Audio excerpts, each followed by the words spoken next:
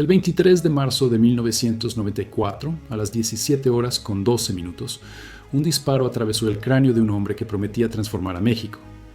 Luis Donaldo Colosio Murrieta, candidato presidencial del Partido Revolucionario Institucional, cayó desplomado en medio de una multitud en Lomas Taurinas, Tijuana.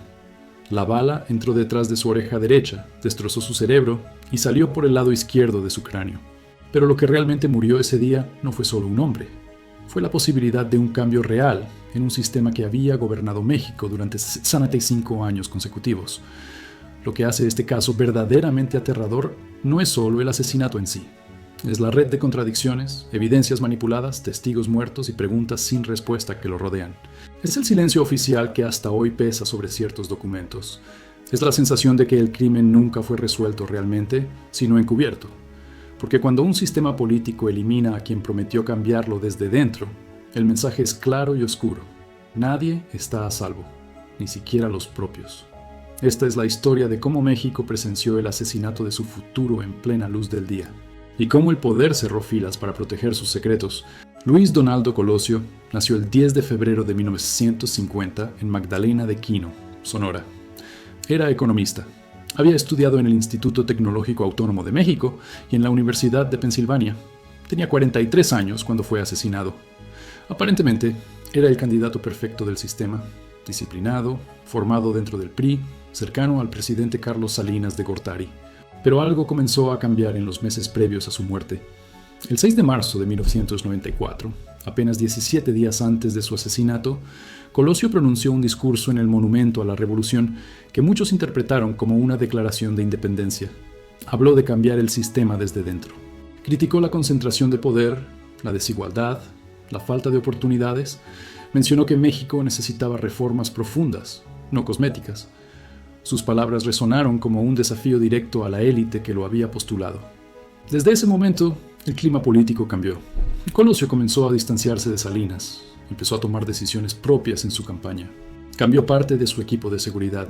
Algunos cercanos afirman que recibió amenazas, otros dicen que sabía que estaba en peligro. En una entrevista, días antes de morir, Colosio declaró: "Yo sé que hay riesgos, pero no me voy a detener". El sistema que lo había elegido comenzaba a verlo como un problema, y en México los problemas políticos tienen formas brutales de resolverse.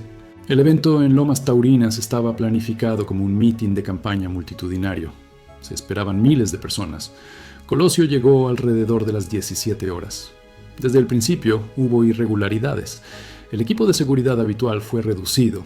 Había demasiada gente aglomerada en un espacio pequeño. Los protocolos de protección no se cumplieron. Colosio descendió de la camioneta y comenzó a caminar entre la multitud. Lo rodeaban cientos de personas. Había empujones, gritos, caras desconocidas. En medio de ese caos, un hombre se acercó por detrás. Su nombre era Mario Aburto Martínez, un obrero de 23 años con antecedentes menores. Según la versión oficial, Aburto sacó una pistola calibre .38 y disparó 2 veces. La primera bala impactó en el abdomen de Colosio.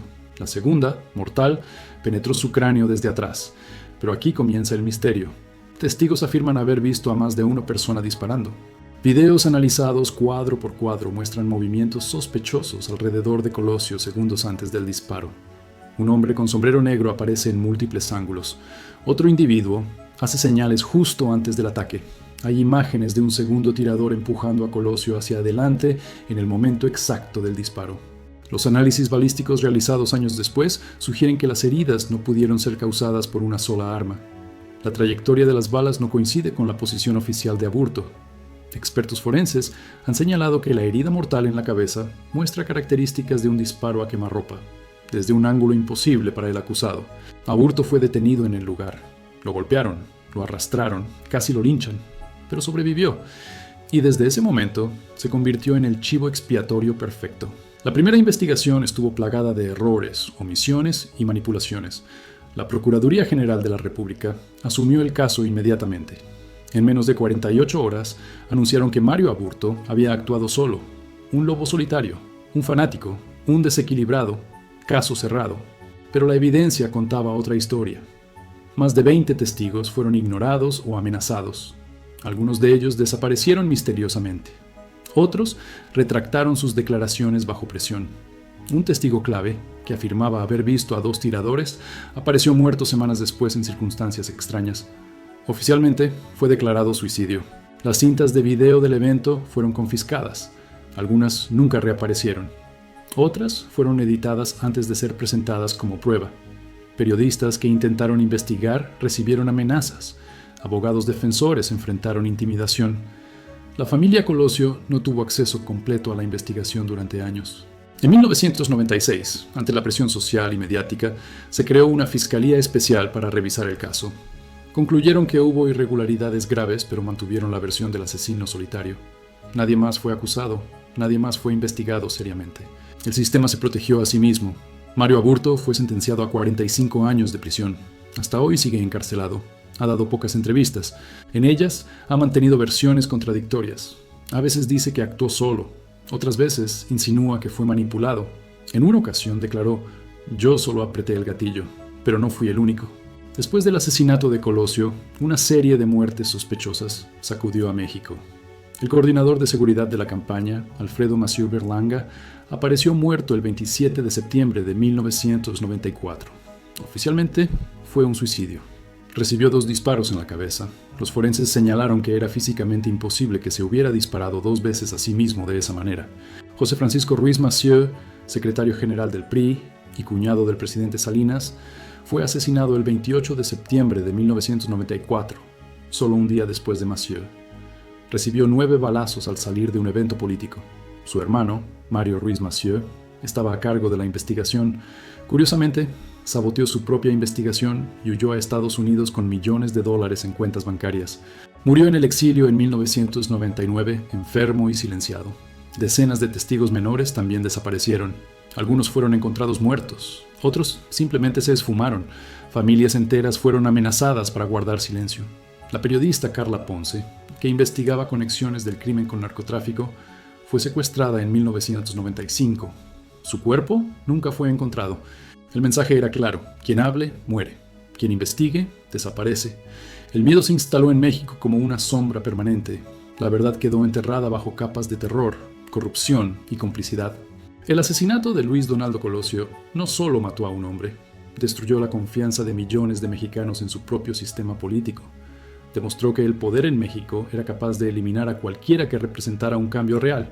Mostró que la justicia podía ser manipulada, que las investigaciones podían ser teatro, que los culpables nunca pagarían si pertenecían a las esferas correctas. Hasta hoy, el caso sigue oficialmente cerrado. Mario Aburto cumple su condena en prisión. Nadie más ha sido acusado. Los archivos completos del caso permanecen clasificados. Algunos documentos fueron destruidos. Otros están bajo llave en bóvedas gubernamentales, protegidos por el secreto de Estado. ¿Quién ordenó el asesinato de Colosio? ¿Fue el presidente Salinas? ¿Fue una facción del PRI temerosa de perder control? ¿Fue el narcotráfico que veía en Colosio una amenaza a sus operaciones? ¿O fue una combinación de todos ellos, una conspiración tan grande que nunca podrá ser completamente revelada?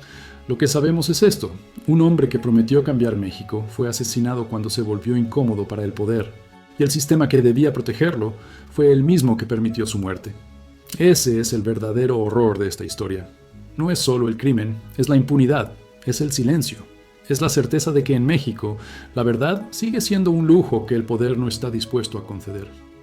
El 23 de marzo de 1994, México no solo perdió a un candidato presidencial, perdió la ilusión de que el cambio era posible sin derramamiento de sangre, y ganó una lección brutal. El sistema siempre se protege, siempre gana, siempre sobrevive, incluso si para ello debe eliminar a los suyos. La bala que atravesó el cráneo de Colosio también atravesó el corazón de la democracia mexicana. Y 30 años después, esa herida sigue abierta, sangrando en silencio, esperando justicia que quizás nunca llegue.